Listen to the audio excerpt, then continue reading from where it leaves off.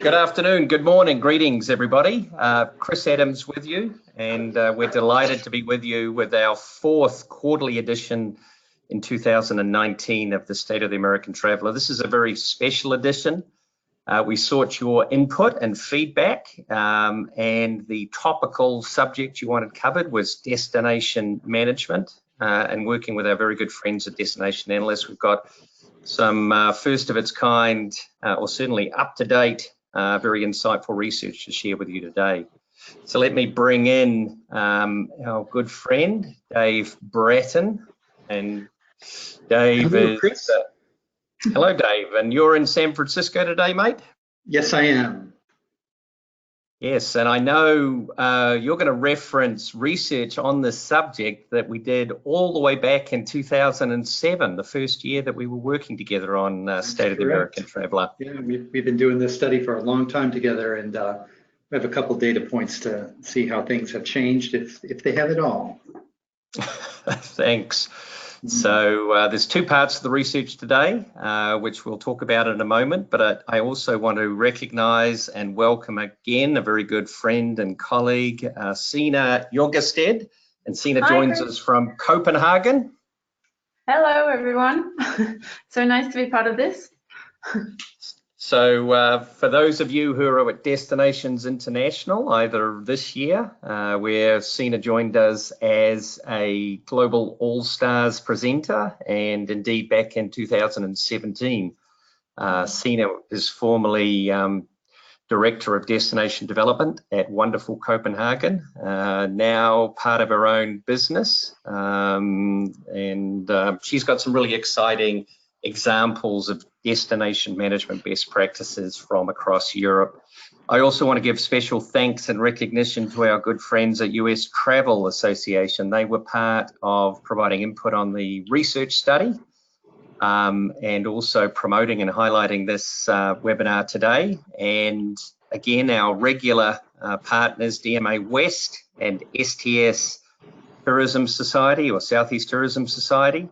So DMA West, they're very popular tech summit and vendor showcase is happening in March. One of the best DMO events, frankly, anywhere on the planet. I've been lucky enough to go to quite a few. So mark that on your calendar. And February the 10th to 12th in Little Rock, Arkansas, you can build your own bridge to the future by attending Connections, which is an amalgam of their sort of fall and spring summit at Southeast Tourism Society. All the research we're going to be talking about today will be available up on our websites, and we'll come back at the end and share some other resources with you. And there's a tremendous amount of very useful and practical takeaways you can apply. I think everybody's very familiar with webinars. Please take advantage of the question box to ask questions. We'll come back to those during the webinar. Plus, we'll be answering live the questions that we can during the session today. So I'm going to hand over to Dave, who's going to dive into a two-part research study. There's a lot of incredibly valuable research. First of all, looking at how US travelers see these issues, including sustainability, crowding, congestion, homelessness. And then working with Destination Analysts, we've done a survey of DMOs looking specifically at destination marketing organizations and their attitudes, the resources they're applying to the topic of destination management. Then Sina will join us with some rapid fire examples of destinations across Europe who are tackling these topics and some of the examples of work they're doing.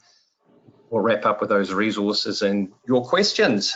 So Dave, I think we heard at the start, there's a little bit of construction going on at your place, but over to you, mate. Okay, thank you, sir.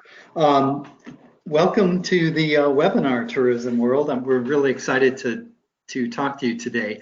We do this study we call the State of the American Traveller with Miles, and recently the US Travel Association has been helping us with it as well. And I just want to give a shout out to their team for the incredibly valuable feedback they gave us on developing this particular questionnaire. Now, a lot of you probably have seen I'm not moving forward here, Chris. Did you give me, well, there's a blunder to start. Sorry, guys. Okay, so the State of the American Traveler is a survey we do every quarter along with Miles and US Travel Now, and it's done online. We collect a sample of 2,000 completed surveys from a nationally representative sample of leisure travelers. These people who have taken a leisure trip in the past year. And when I say nationally representative, I mean it's based on the demographics and geography of the country to give us a good, clear look at how American leisure travelers are feeling. With this quarter, we took a new path. We went down a path we haven't examined before, and that's looking at issues that are of interest to DMOs related to destination management. So I'm going to talk about that today. What we're going to do is we're going to look at environmental concerns first, how travelers think about their relationship to travel and the environment. Then we're going to look at over-tourism and their opinions on that. We'll talk really briefly about homelessness, and then we'll go into this second survey we conducted for you all today on the DMO management. We reached out to key leaders in the industry and talked to them about what they're doing in the destination management area. So we'll go through all of that. And let's start with the environment. Now, I think we all know that the environment's got a lot of traction in the press and lots of huge issues that societies around the globe are facing, from climate change, the loss of biodiversity, to the plastics issue. We have this great plastic garbage patch in the Pacific that is said to be the size of Texas. Overfishing, soil degradation, air and water pollution, all sorts of issues related to how we use our resource of this planet. And travel has, not escaped the eye of the media on this too, but we really wanted to dig into what leisure travelers think about issues related to it. So we asked a bunch of questions. I'm going to share that data with you now. The first question we asked, well, do you believe that people traveling for leisure have an overall negative impact on the environment? And you can see that, interestingly, only 16.9% of American leisure travelers say yes, that indeed they believe that leisure travel is a negative overall for the environment. Some things that we noticed when we looked a little deeper into the data, though, the younger the people were, the more likely they were to answer yes to this question. 25% of Gen Z, 21 of millennials, down to only 1 in 10 pre-boomers felt that leisure travel has a negative overall effect. Interestingly, and I have no explanation for this, but men were much more likely than women to feel this way. And also people in urban areas were more apt to see this relationship as well. And you're going to see this throughout the deck I'm going to be showing you, the relationship between age and urban versus rural residents. There are big differences in how these groups see the environment. One of the interesting things, though, is that if you look at the experiences that they've had while traveling, there seems to be a good deal of reported experiences with environmental problems. We asked the simple question: in the past 12 months while traveling for leisure in the USA, have you experienced any of the following? And more than half have experienced traffic and congestion issues, a 40% crowded congestion from people, about a third, over a third, unsightly litter along the road, and so on down the list. So they're experiencing it while they travel, but they may not necessarily be connecting it to travel itself, which is interesting. We asked a question: when planning your trips, how often do you think of the impacts of the environment of your travel? And only about 1 in 5 said that they always or usually think about the environment when they're planning their trips. Again, by generation, there's a big difference. The younger you are, the more likely you are to be keyed in on the environment when you're thinking about travel. We asked those that said they at least rarely, at sometimes, think about it. What are the issues you think about? And the top issue was plastic waste they create. No surprise, because that's gotten a lot of traction in the media, followed by carbon emissions. Down at the bottom, we have renewable energy sources and the like. But we can see a story painted there in terms of what people think about when they're planning their travel. And let's move over to climate change. And I want to start this conversation with one particular question, which kind of has a particular political interest here in America. But do you believe that human activity is responsible for climate change? We struggled with whether we wanted to even ask this question, but as Chris hinted in the past, we explored environmental issues in State of the American Traveler, and we always got a number of people that wrote in the open-ended questions, a lot of stuff about this with some very strong opinions. So I wanted to give the respondents a chance to at least express that before we dug deeper. And interestingly, 1 in 5 Americans, 20.5%, who travel for leisure say that they do not believe that human activity is responsible for climate change. Another 15% don't know, but 2 out of 3 are believers in this science. And as you would expect, by generation, there are some big differences. Younger travelers, the preponderance of younger travelers are bought into the notion, where you can see that literally only 53% of baby boomers agree with that statement.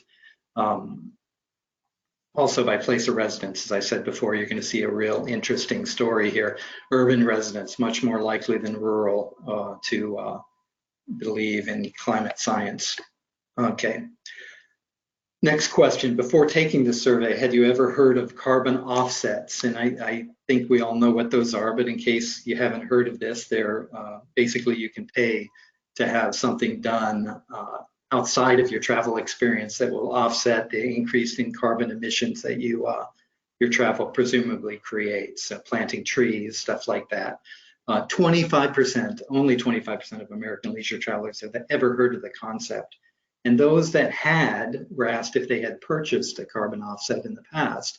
Of that group, 22.9% said yes. So we're looking at a very small, well, not a small market, but a small percentage of American leisure travelers that have purchased offsets. By generation, you can see that the millennials were the most likely to buy offsets, and again, urbanites as well. So we wanted to explore a little bit about why they decided to buy an offset when they traveled. So the group that had, we asked, well, which of the following motivated you to make this purchase? And you can see that the cost being reasonable was the top answer, followed by want to be environmentally conscious or responsible. Friends suggested it, so there seems to be some good word of mouth going out around about that, and feeling guilty about their environmental impact. So looks like there are a lot of different reasons that people would buy this, and we looked into how much they'd be willing to spend. The question specifically was, thinking about your next vacation, what is the maximum you'd be willing to spend to fully offset your personal carbon emissions for one person? And you can see the answers here are interesting, that about a quarter say they don't know, and about a quarter would be totally unwilling to spend anything for that. The remaining half of American leisure travelers are spread throughout the remainder of this spectrum, and you see that about 15% are willing to spend over $60 for it. The remainder somewhat less. So there is obviously an appetite for this, but it's not universal by any standard. And one of the issues there, David, in fact, the cost of carbon offsets has declined markedly in recent years, and so for frankly less than half of what you had to spend just a few years ago, you can offset your travel, and there's a variety of ways to do that. But just a domestic round trip in the United States may only cost $20 or so to offset the carbon. Yeah. Obviously, there's some debate about the veracity of some of those locations, but the cost is a lot less than it used to be. Yeah, I actually bought my first carbon offset on a trip recently through an Enterprise rent-a-car, but they made it very easy for me. It was simply click a box, and I think it was $4 or $5, so yeah.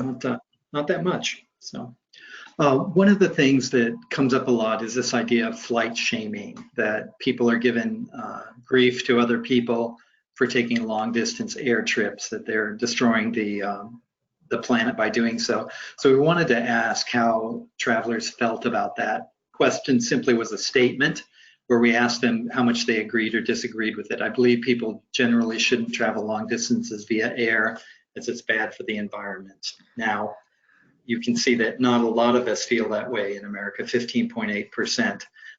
Again, by generation, same story you've seen before. So we might see that this is a little bit of overplay in the media, at least domestically. I think we may have a different story in Europe, so that may come up in a bit. But we also wanted to just generally see if climate change had affected their leisure travel in the recent past. So in the past 5 years, we gave them a scale from no impact on my leisure travel to a significant impact, and asked how much climate change had affected what they do. And you can see from the chart that a number of people have been affected by it. About half, though, say there's been no impact. In the next 5 years, what they're expecting is something kind of similar, but just looking down at the bottom, no impact drops to 33%. So definitely there's a sentiment out there that climate change is going to impact things, but it doesn't seem to be an overwhelming thing by any standard. The last piece of data I want to show you guys on environmental opinions of American travelers deals with where in America we have a problem. We asked what U.S. destinations place first come to mind when you think of places with the most serious environmental sustainability challenges. And I just invite you to think about that question right now yourself, and what would you write in? We gave them a chance to write in 3 destinations. They could write in anything they wanted. And results look something like this. Number 1 was New York, followed by Los Angeles, California, Florida, and Chicago. We can see in there the majority of these answers are focused around our 3 biggest cities and our 2 biggest tourism states, California and Florida. So there seems to be, when we coded the data, it seems to be a general sense of that, but there was not a lot of specific destinations that were written in beyond the big cities and a few of the states. So my guess is, from looking at the data, that Americans may not have a real good bead on where we actually have environmental challenges. So just a real summary of the quick takeaways. Travelers are experiencing environmental issues when they travel, but relatively few of them see travel as an environmental concern.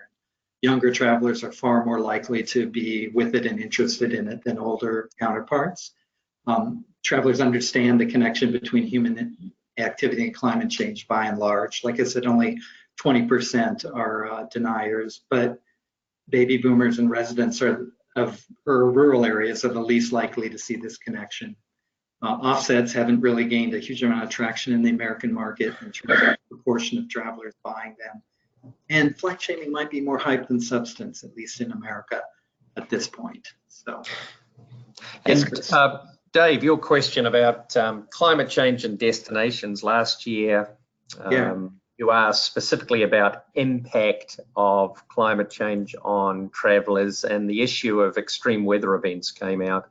Yeah. And so I suspect with regards to California and Florida, whether it's fires in California or hurricanes in Florida, that's probably driving, at least in part, the profile around those destinations. Yeah, I think you're right. There's been a tremendous amount of media coverage of our fires out here in California, and so much so that people, say, "Oh, California's on fire," which is ridiculous. There were big fires, but it's certainly not as bad as all that, and Florida too. But and one other thing, before we move out of the environmental issue, Chris mentioned that in 2007 we had started asking about that, and back at that point, about half of American leisure travelers said that they were personally concerned with the impact of their leisure travelers, so their own leisure travel. To some degree, only 7% basically said they were very concerned about it, though. So what we're seeing is not a lot of change in over the 10-year period that we've been tracking consumer sentiment. So, okay, let's talk about over-tourism real quick. We defined this for the group so they could understand it, but we started out with a few questions just about where the American leisure travelers live. We asked them if they thought they lived in a popular tourism destination, and about 40% said, yeah, I live in a popular tourism destination. I'd like to invite you guys to remember this chart, because I'm going to go back and do some segmentation on this in a minute, because there's some interesting findings here. We see by place of residence, people in urban areas are much more likely than suburban and rural to say they live in a popular tourism destination. No big surprise. Statement: tourism in my community makes it a better place in which to live. This is really interesting. We asked them again to how much they agreed or disagreed with this statement. And we can see that only about a third of American leisure travelers feel that tourism in their own community makes it a better place to live. We can see again that urban residents are much more likely than rural to feel this way. Then we asked them about the economy. Is tourism important to the economy in the community in which they live? And you can see that the story changes a bit. About half of American leisure travelers say, yeah, it's important to the economy of the place I live, down from what we talked about in terms of generally making it a better place to be. Again, urban residents more so than rural. But here's the segmentation thing I wanted to show you. Just if we look at the statement, I live in a community that is a popular tourism destination, and we break it out between those that live in a tourism destination and those that don't. Either they disagree or strongly or are neutral with that statement. So let's just look at the two, and what we're going to see is interesting. In that first question, or the first statement, tourism is in my community makes it a better place in which to live. We see a really big difference. People who live in a tourism destination, or what they perceive to be one, almost 2 out of 3 say, yeah, it makes it a better place to live. Still, the industry, obviously, we have some work to do, because we can see when we look at the economy question, tourism is important to the economy of the community I live in. It's much higher, 86%. Almost, the preponderance of people feel that it does make the economy of the place they live, if it's a tourism destination, better. So this seems a little disjointed to me, that people are aware that tourism helps their economy, but they're not aware of the social aspects and other aspects that might make that tourism might make their community a better place to be in. This one's kind of depressing to me because I love tourists here. I live in San Francisco and I'm always talking to them. But we asked, I enjoy interacting with visitors to my community. Only 45% of American leisure travelers said they agree or strongly agree with that. Only 12% strongly agree, which is really too bad. Again, urban residents are a little more into it than people living elsewhere. Statement: I live in a place that has an issue with over-tourism. So we're switching now. We're talking about kind of how people feel about that. And we can see that about only 18% feel that they live in an over-touristed place. We had a much higher number that felt they lived in a popular tourism destination, but about 1 in 5 feel their place is over-touristed. Again, urban residents are way more likely to feel that way than others. But those that felt that it was a problem, we asked them how serious they felt it was. And I think this is something of extreme concern here. We see 1 in 3 basically say it's an extremely serious problem, similarly saying it's a serious problem. So almost 2/3 of people who live in a place they consider to be over-touristed think it's a real serious problem, and that's not good. Which of the following do you believe have contributed to over-tourism in your community? Now, I would take this with a little grain of salt, because I'm not convinced when we were developing and testing the questionnaire that people really have a good beat on this. You may live in a place that's over-touristed, but unless you're in the industry, you're probably not thinking about the actual causes of it too much. But you can see here the top answers that were selected. Number 1, too many visitors at a certain time of year. So the seasonality issue seems to be the biggest issue. Growing local populations, at 1 in 5, basically feeling that more and more people coming into an area, living in an area, are creating an issue. And then I think something really interesting here, 22% hotel development, but only 13.6% Airbnb or home sharing rentals. I found this fascinating and kind of counterintuitive, given the amount of bad press that peer-to-peer lodging has gotten in terms of its impact in communities. So that's interesting and something to think about, and we might want to explore it further. in additional research. And then down at the bottom, another topic that's gotten a lot of press is cheaper airfare, low-cost carriers coming into a market, creating over-tourism, but it's certainly not being seen at the levels that other issues are by our traveling public. Okay, if a US destination has a problem with over-tourism, I am less likely to visit it. And we asked them to state their level of agreement with that. And we can see that half of leisure travelers feel that that will keep them away from a place. And interestingly, when we looked at this by generation, there's very little difference. Seems to be a pain point for travelers across the age spectrum. That's the first time we've seen that in this data we're looking at here. In the past 3 years, have you personally visited a US destination that you felt had an issue with over-tourism? Now, 1 in 3 American travelers said yes, they had in fact been somewhere. And what we did with this questionnaire is we asked them to write in what was that place, because we wanted them thinking about this place for the questions that followed. So if you were taking this survey, you say, yeah, I've experienced this. Well, tell me what place you're talking about, and then we're going to ask about it. And specifically, are you more or less likely to visit that place again? Fill in this statement. Because of over-tourism, I am blah, blah, blah. And we can see that about 46% of these people who had experienced over-tourism said they would be less likely to go there again. That's a big problem for us destination marketers if people are going to a place being put off by it being too popular in a sense. And the second side of this deals with word of mouth. We asked, have you told any friends or relatives about this destination having an over-tourism problem? And 2 out of 3 said yes, they had told someone about it. And 45% of those people had recommended that they not visit that destination. So beyond simply the general statement that they're less likely to visit a place that's over-touristed, clearly they're talking about it and actualizing that type of behavior in their travel. Okay, then we did the same thing like I showed you with the environment. We asked what destination or places first come to mind when you think about places with over-tourism problems. And again, I want to invite you to think about this before I show you the answers, and maybe pull up a couple in your head, and the answers look like this. By far, New York was #1, followed by LA, Las Vegas, then California and Florida. Very similar to what we saw before, isn't it? But one of the things that really I found interesting here too is that on this scale, Orlando Disney World and Anaheim Disney popped up for the first time. They showed up here. They weren't in the environmental issue, but they're definitely here in the over-tourism issue. And we see a big difference between the West Coast and East Coast in this data.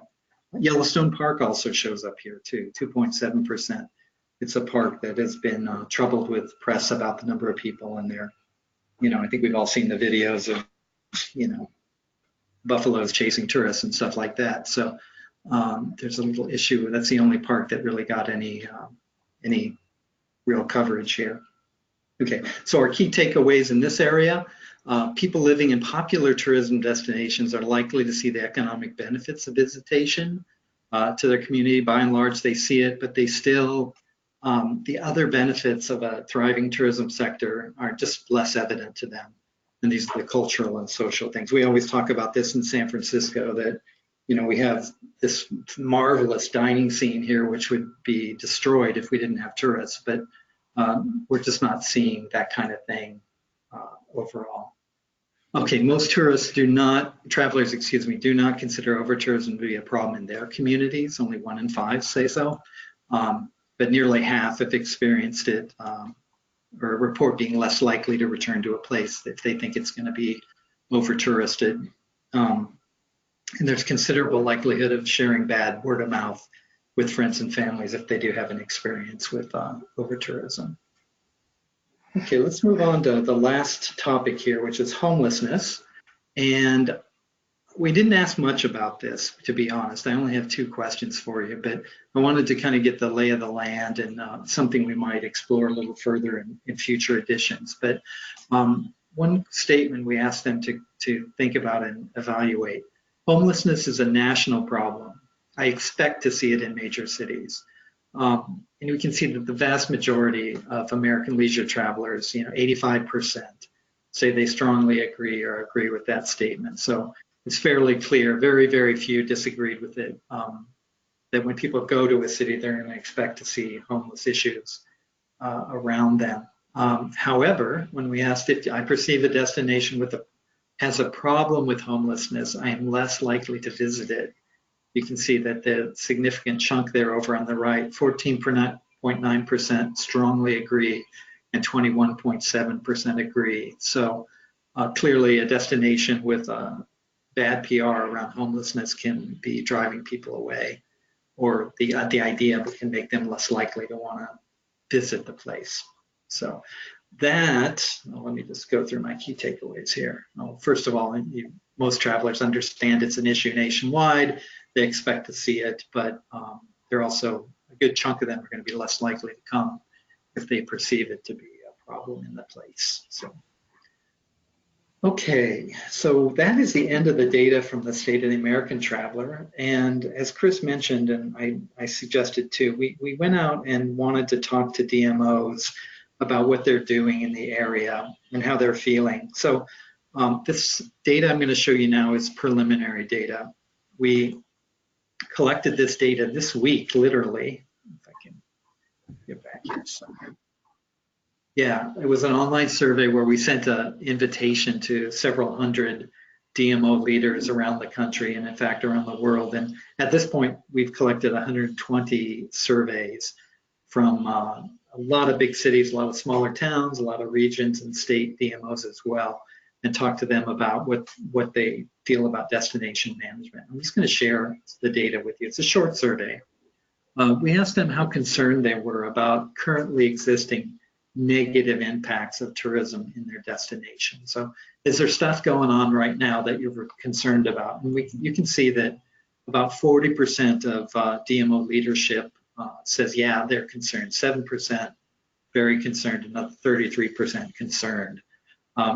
Then we wanted to flip that around and talk about the future. So we asked simply, how concerned are you about potential future negative impacts of tourism on your destination? And here the numbers go up to 60%. So the community at large, obviously there's a large share of us that are currently concerned, but even more that are looking to the future and seeing some potential problems that they're keeping them up at night.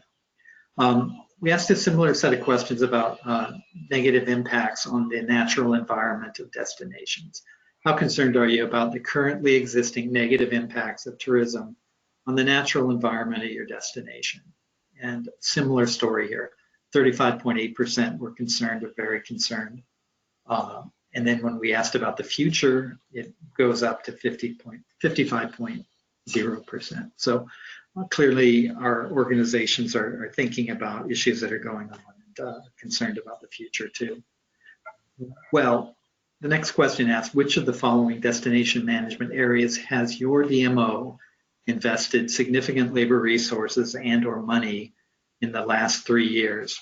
And just so you guys know, if you didn't take this survey, we gave the respondents a definition of each of these, and what you see on the chart here is simply a shorthand version of it to make this chart palatable for PowerPoint. So the number one area that DMOs have invested significant labor resources in is off-season travel, followed by developing a destination strategy, followed by events to improve seasonality or dispersal, followed by a new product to improve seasonality or dispersal. And interestingly, almost 40% have conducted resident feedback surveys. They're out studying it, which is great. Dispersal issues at 38%, 35% have done some work in infrastructure. Visitor education, 25.8%, and then waste and recycling and affecting the carbon footprint of travel to the destination are much lower than the others. So DMOs aren't the only ones out there doing these things. So we asked another question, basically, which of the following are destination management areas have other tourism stakeholders in your community invested in? And we can see the number one here is infrastructure, followed by events to improve seasonality or dispersal and new products. So it's similar, but infrastructure pops up here. Down at the bottom, you see the same basic shape that we saw in the earlier slide on DMOs. So a couple more pieces of data here. We asked the DMO leadership currently how important are destination management issues to your DMO, and they had the ability to answer from extremely important, central to our mission, down to not at all important, these four possibilities. And you can see that the vast majority, 83.3%, say that destination management issues are important to the organization. Would love to have asked this question 15 years ago and see how much of a change we've seen. And then finally, in your opinion, how important do you expect destination management issues to be to your DMO 3 years from now?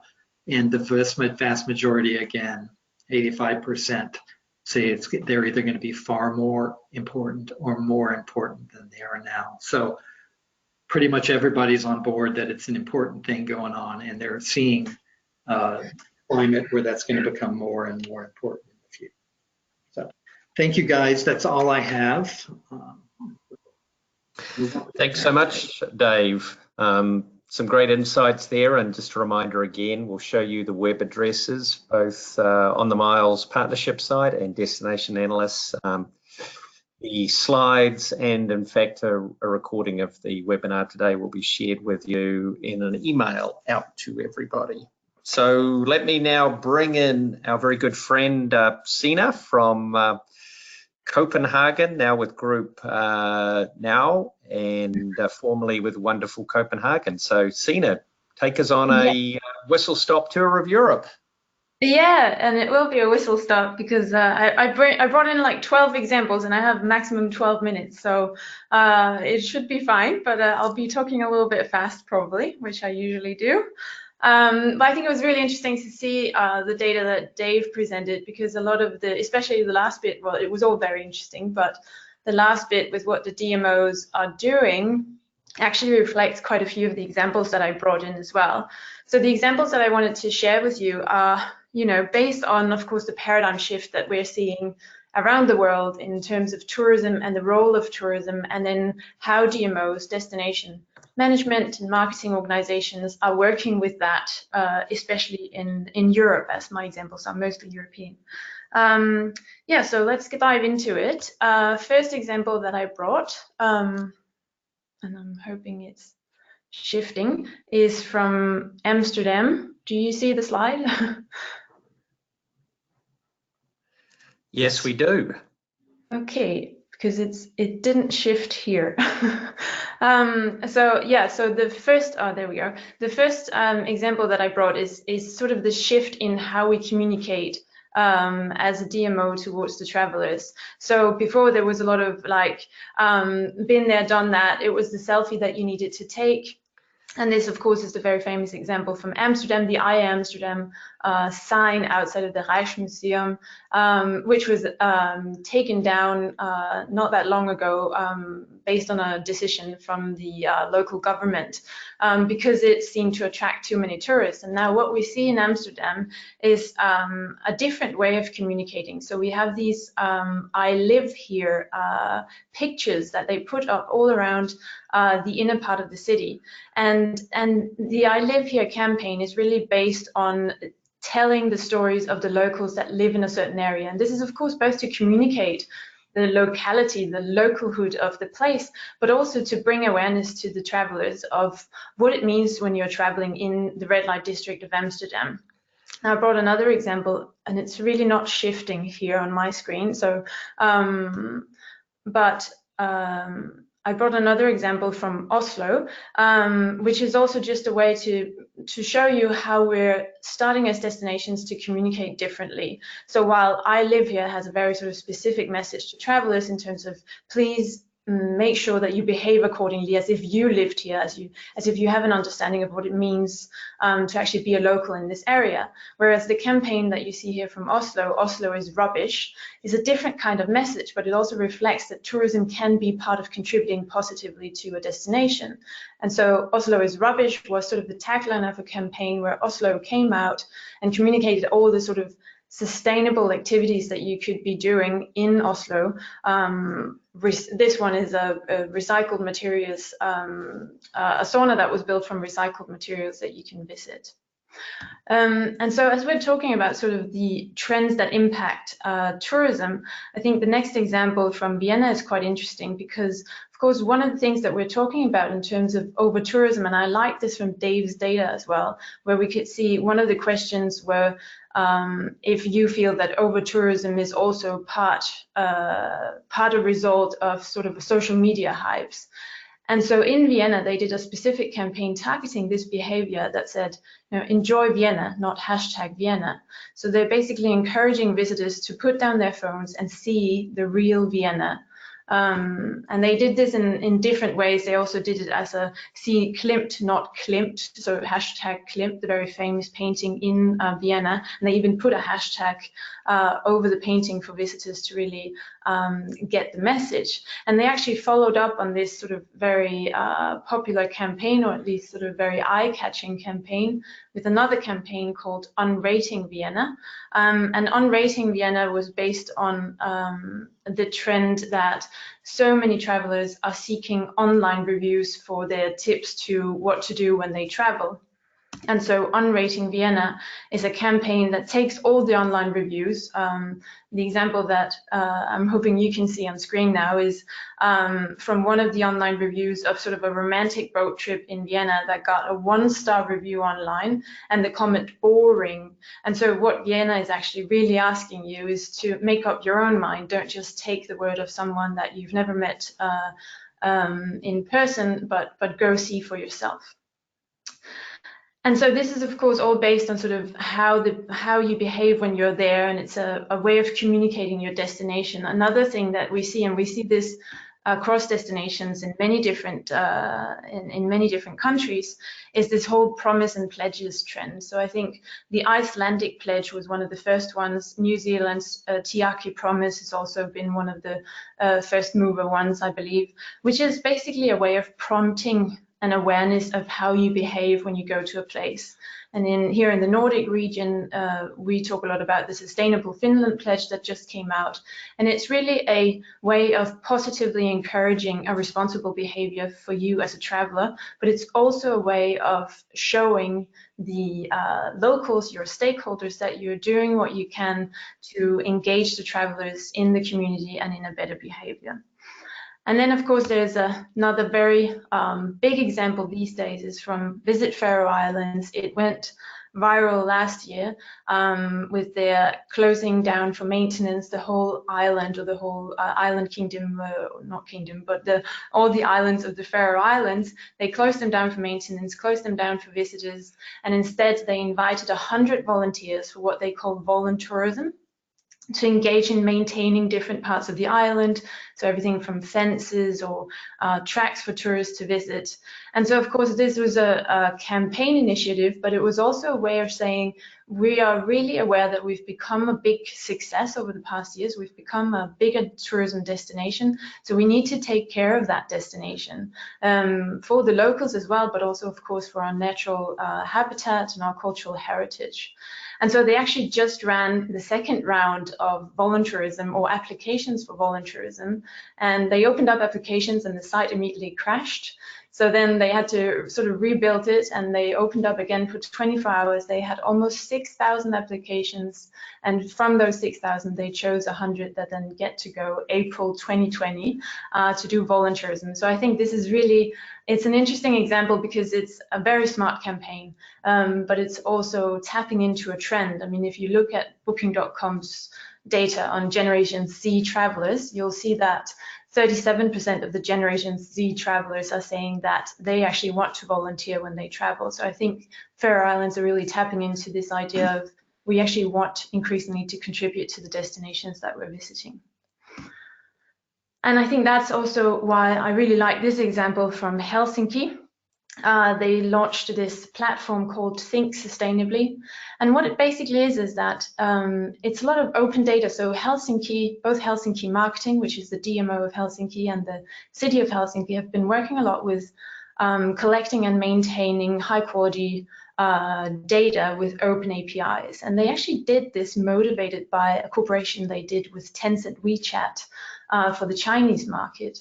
But they then realized that they could actually use this data for a lot of different things. And specifically now they developed a set of criteria across products, experiences, transportations, a lot of the things that you can do in Helsinki that are then rated according to sustainable criteria and will appear on this Think Sustainably guide. So basically what it does is it makes it super accessible for visitors to be more sustainable, to really make the sustainable choice in terms of what they want to do while there. But it also gives, it also incentivizes the industry to be more sustainable in the products that they offer so that they can actually be visible, that they can get visibility on this new platform from Helsinki Marketing. And what they also did, which I think is quite both clever and of course makes perfect sense, is that they came out and they said, this is not a platform that is only for visitors. This is a platform that is equally for visitors and locals. And they came out with this message pretty strongly, which I think is a way of also saying that there is both a touristic and a non-touristic angle to this. And another thing I'd like to add about Helsinki Marketing is that they're also extremely experimental. They've really been moving fast on a lot of things, but that's also because they're actually very open in saying we all have issues. We have global issues. And so we don't necessarily have to launch perfect solutions, but we have to launch solutions and learn from them and then make them better. And they actually see Helsinki as a test lab for other destinations. So they want to test solutions which can then be scaled, which they are happy to, help other destinations then engage with. And I think this is a very, very important mindset for DMOs to have in this new sort of era of tourism. And that was in many ways also part of the idea behind the 10x Copenhagen project, which I was in part responsible for when I was working with wonderful Copenhagen. So the 10x Copenhagen project is actually a big research project, has a lot of data that is somewhat similar to some of the data that Dave was presenting as well, although not as updated as Dave's. But so the whole point and the reason I included it here is that the 10x project, the 10x Copenhagen project, what we did was we did a full year of research on what do residents think of tourism, what do tourists think of Copenhagen, how are we in a competitive comparison, how are we doing in terms of tourists' sentiment towards visitors' sentiment towards tourism compared to other European destinations, etc., etc. And we put it all out openly, so it's all accessible on the 10xcopenhagen.com site. Also for locals, of course, because we wanted this to be sort of a conversation starter. So this was not to prove whether or not we have over-tourism in Copenhagen, but it was to start the discussion of tourism in Copenhagen on an informed basis. And so the whole idea here was, of course, also to share knowledge, and based on that knowledge, find better solutions. Now, one of the results that we found in 10x Copenhagen was, of course, in terms of crowdedness, that we do have a lot of the visitors that are very highly concentrated within the inner city, sort of the old historical part of Copenhagen. And so you can, so then for the, so that's why I included the Amsterdam example here, the next one, which is Amsterdam has seen the same problem. They have a high concentration of visitors in certain areas of the city. But they could also see what we saw in Copenhagen is that it's not just a matter of the visitors concentrating in certain areas. In fact, a lot of the locals are visiting those same areas. So it shows that we also, as a DMO, actually have a responsibility in terms of opening up more areas to our locals as well. And so Amsterdam came up with this 24-hour event concept where they're doing different events in different parts of the city, and they are actually targeting locals because their philosophy is once locals discover a part of the city, the visitors will necessarily follow. And then more on a strategic level, following a little bit also the 10x Copenhagen mindset, you have Travel to Tomorrow from Visit Flanders. And I think this is really a very nice example of a regional DMO that's doing a lot to really ignite a conversation. You have the CEO of Visit Flanders came out based on this Travel to Tomorrow, which is research, which is dialogue and conversation with stakeholders, with locals in the Flanders area. And he came out and he was one of the first CEOs I've heard in Europe saying that you can have such a thing as too much of a good thing. So basically what they're out saying is that it's not necessarily about quantity, it's about quality, and how do we go about it and have that dialogue, and they made that all very open as well. I'm almost through, my 12 minutes are almost up. But I did want to include this one. So this is the new strategy from Vienna Tourism Board. So Vienna, I think, has been on the way. They were some of the first ones to do resident sentiment surveys, and they've done the campaigns that I highlighted earlier, but they just within this month, I think last month, came out with this new strategy. And in their new strategy, they included this mapping of the visitor economy ecosystem. And what I like about this is that they are really approaching their destination and all the tourism stakeholders within their destination as an ecosystem. And basically they're going beyond tourism. So they're saying that the ecosystem of tourism, or the visitor economy in Vienna, is everyone who in some way, one way or another, is in contact with visitors in the city. And so they're saying the ecosystem is as diverse as the visitors themselves, and that's how they need to approach it, and that is really what tourism should sustain and support as well, is the whole ecosystem. And this is my second last example, is from Barcelona City and Tourism Council. So this is actually not by the DMO, but by the city. They started this City and Tourism Council, which has representatives of a lot of different entities within the city. So both supporters of, so both Airbnb, but also the ones that don't like Airbnb. They have a representative of each sort of local city community organization. They have multiple different stakeholders within this group, or this City and Tourism Council. And what they do is that they meet on a regular basis and they discuss issues relating to tourism, and then they give recommendations directly into sort of the central government of the city. And it's interesting because when I first heard about this, they were very they took time to explain to me that the whole idea was actually to establish a basis for a conversation. So the first year of these meetings, they didn't even know how to have a conversation regarding tourism without discussing or without fighting. So now they actually have a conversation, they know each other, and that's where it's moving forward. And then my final example is this one, which I think is, of course, it's in a different level, but it's, you see this in a lot of media. The 2019 has been referred to as the year of the tourism taxes.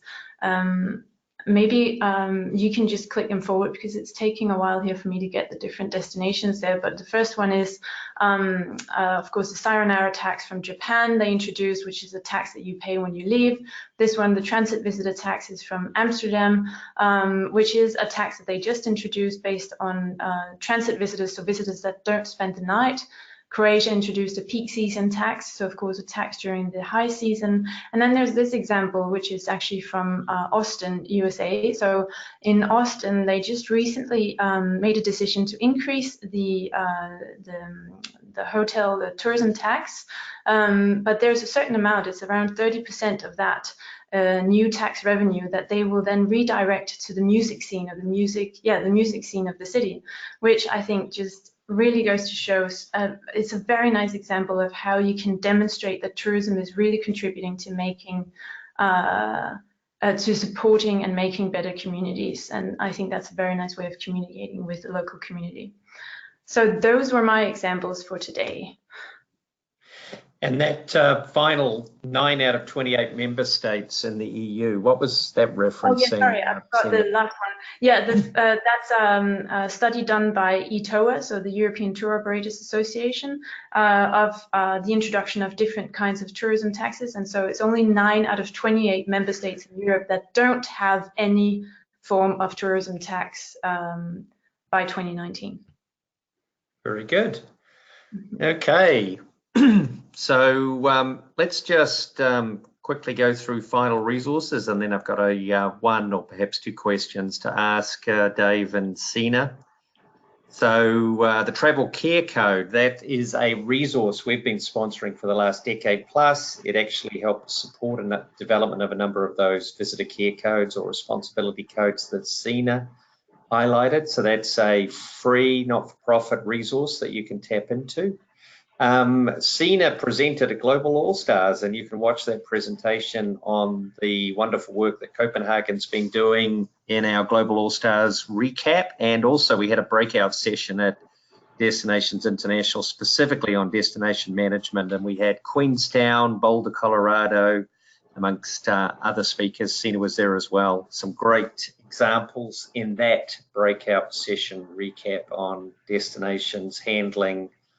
You can see all the Global All-Stars presentations at our website at that address right there. And then finally, the US Travel Association, Jamie and the research team there were very kind to highlight this resource that's available on their website. We'll include a link in our follow-up email, and they've done some interesting look at case study examples in terms of destinations handling specifically the issue of crowding and congestion.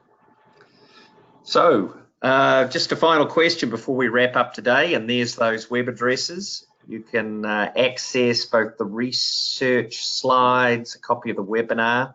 We'll be sending out an email with all these links 24 hours after the webinar today.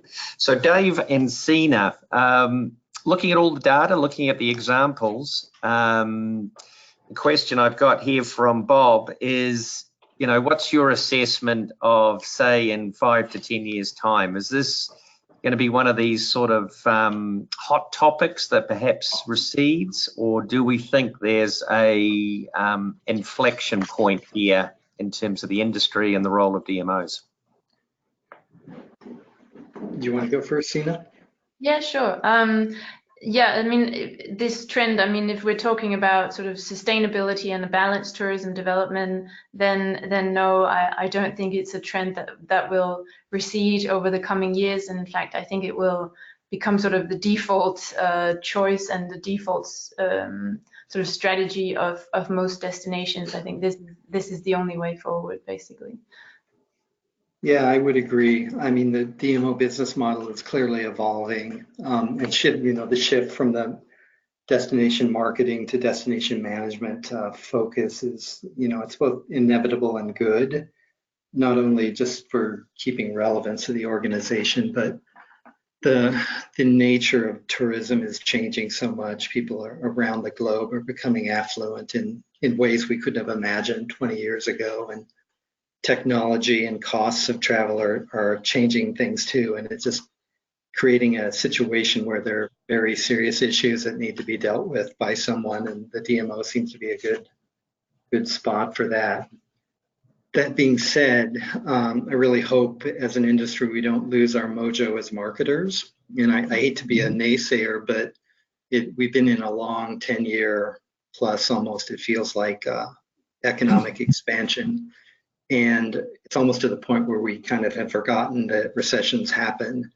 And when occupancies drop from 80% to 60, the world changes, and our need to be able to market ourselves effectively will be, will always be there. So for what that's worth, I hope we don't lose that, Yeah, I agree. I think we could see some short-term impacts by, say, a recession or economic downturn, but I believe we are in a significant inflection point.